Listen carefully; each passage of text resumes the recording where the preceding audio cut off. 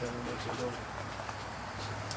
She was a wonderful person. She enjoyed life. She enjoyed music. She enjoyed writing, coming up with her own forms of poetry and stuff. She wrote some nice things on Facebook that a lot of people are enjoying looking at and commenting on it, and she just had a lot of hope for the world. But her great uncle said that she wanted to go into the Air Force?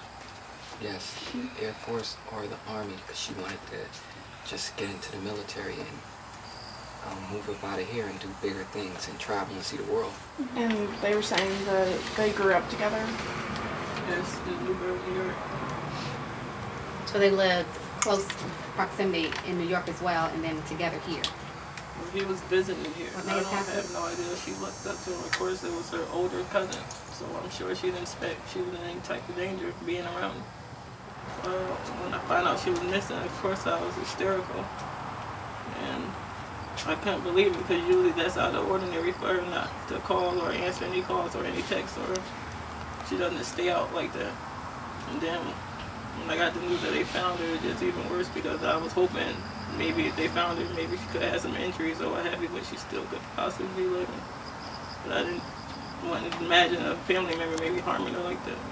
You know what I mean? He was, at times, could be an outgoing person, except like any other person. When he drinks or have you, like if he do consume alcohol, sometimes he could display violence or what have you. Not violence like maybe arguments and stuff like that, but I never would think that it goes to this point of harming his own cousin or a family member.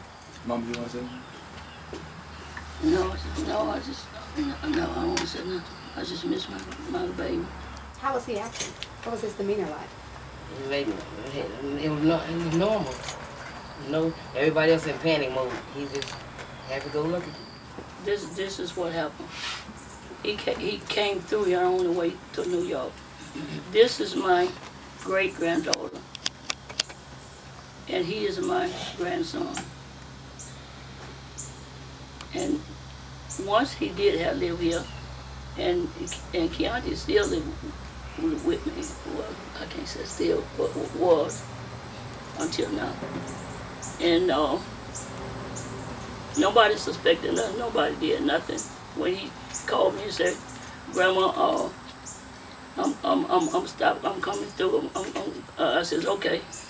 Then her car broke down, and she called Gail to come and get her. And Gail told her, little Chris was out. He might be near you. And she, for what they told me, she texts Keonte, little Chris number for Keonte to call little Chris, and he would pick up, because her car was broke down right there on 165. And anyway, he went and picked her up. She had to go pay her ticket, which I pay her ticket. And he had took her to pay the ticket. And after we found out, when it all boiled down to he was, and when he was the last one saw, and she had told me she had an interview. I said, that's not like Keonte, because when she has something like that, she stay up on it. And Gail went, her and little Chris went to the place where he had dropped off, and they come back. And when they come back telling me this mess and that mess, I said, well, I'm going to report my baby missing. Because I knew he was going to New York.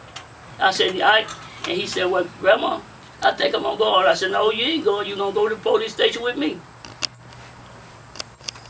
And he went to the police, me and him and Gail went to the police station. We first stopped there on 431. We gave a report there. They told us we had to go over there on Broadway. I said, I don't care where I have to go, I'm going, so I can find out about my baby. Then we went over there on Broadway, left the report there. Then they tell me, when they looked at it and everything, they told me, well, she's 19, she's considered grown now, this mess and that. Y'all excuse my expression, but I told her I don't give a damn if she's 119. She's a missing person, she's somebody's daughter, and that's my grandbaby. I said, I want to take it, report her. Then they took the report, they took everything, and they said, well, we got to wait so many hours, this mess and that mess. I said, you need to get on that now. Exactly what I told them. You need to get on it now. I said, because and somebody said every minute count. I said, no, every second count.